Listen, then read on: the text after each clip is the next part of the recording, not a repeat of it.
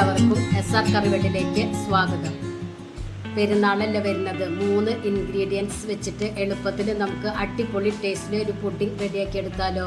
അതും custard pudding. Cut ചെയ്യുമ്പോൾ തന്നെ നിങ്ങൾക്ക് അറിയാൻ പറ്റും. കാണാനും നല്ല ഭംഗിയാണ്, കഴിക്കാനും അടിപൊളി ടേസ്റ്റാണ്.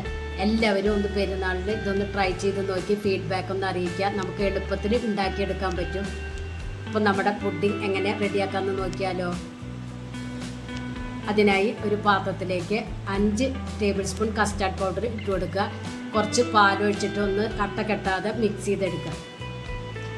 ഒരു പാക്കറ്റ് പാലാണ് ഞാൻ എടുത്തിരിക്കുന്നത്.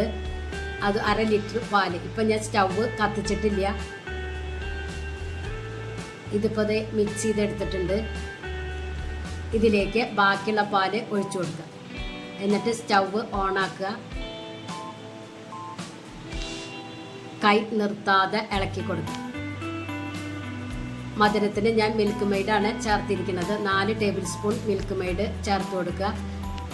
കൂടെ തന്നെ 2 ടേബിൾ സ്പൂൺ പഞ്ചസാരയും ചേർത്ത് കൊടുത്തിട്ടുണ്ട്. നിങ്ങൾക്ക് വേണമെങ്കിൽ മിൽക്ക് മെയ്ഡ് മാത്രമായിട്ട് ഉപയോഗിക്കാം, അല്ലെങ്കിൽ പഞ്ചസാര മാത്രമായിട്ടും ഉപയോഗിക്കാം.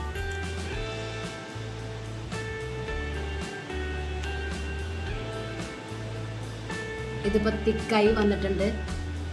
ഇതിലേക്ക് 1 ടീസ്പൂൺ വാനില എസൻസ് ചേർത്ത് കൊടുക്കുക. ലോ ഫ്ലെയിമിൽ വെച്ചിട്ട് കൈ നിർത്താതെ ഇളക്കി കൊടുക്കണം കുറച്ച് നേരം. കസ്റ്റാർഡ് പൗഡർ ഒന്ന് വെന്ത് കിട്ടണം. ഇതിപ്പോൾ തിക്കായി വന്നിട്ടുണ്ട്. ഈ ഒരു കൺസിസ്റ്റൻസിയിൽ വേണം എടുക്കാൻ. നമ്മൾ ഏത് പാത്രത്തിലാണോ പുഡിംഗ് ഒഴിക്കുന്നത് ആ പാത്രത്തിൽ കുറച്ച് ബട്ടർ തടവി കൊടുക്കുക. എന്നിട്ട് ഈ മിക്സ് അതിലേക്ക് ഒഴിച്ചു കൊടുക്കുക. ഒരു സ്പൂൺ വെച്ചിട്ട് ലെവൽ ചെയ്ത് കൊടുക്കുക. സ്കിൻ റാപ്പ് വെച്ചിട്ട് കവർ ചെയ്ത് തണുത്തതിന് ശേഷം മാത്രം ഫ്രിഡ്ജിലേക്ക് വെച്ച് കൊടുക്കുക. ചുരുങ്ങിയത് 4 മണിക്കൂറെങ്കിലും ഫ്രിഡ്ജിൽ വെച്ച് കൊടുക്കണം. അടിപൊളി ടേസ്റ്റാണ്. എല്ലാവരും ഒന്ന് ട്രൈ ചെയ്ത് നോക്കി ഫീഡ്ബാക്ക് ഒന്ന് അറിയിക്കണം. നിങ്ങൾക്ക് ഈ ചാനൽ ഇഷ്ടമാവുകയാണെങ്കിൽ പ്ലീസ് ഒന്ന് സബ്സ്ക്രൈബ് ചെയ്ത് ലൈക്ക് ചെയ്ത് ആ ബെല്ലൈക്കൺ ഒന്ന് അമർത്തണം. അപ്പോൾ ഞാനിടുന്ന ഇതുപോലുള്ള വീഡിയോസിൻ്റെ നോട്ടിഫിക്കേഷൻ നിങ്ങൾക്ക് കിട്ടും. ഇനി ഇത് ഫ്രിഡ്ജിലേക്ക് വെച്ച് കൊടുക്കാം.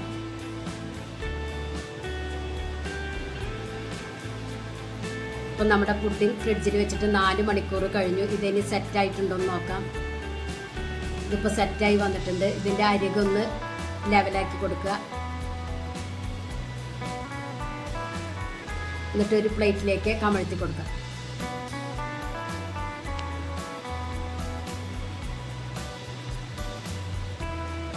അപ്പോൾ ഇത് കാണാൻ നല്ല ഭംഗിയില്ലേ, അതേപോലെ തന്നെ കഴിക്കാനും നല്ല ഭംഗിയാണ്, കഴിക്കാനും നല്ല ടേസ്റ്റാണ്.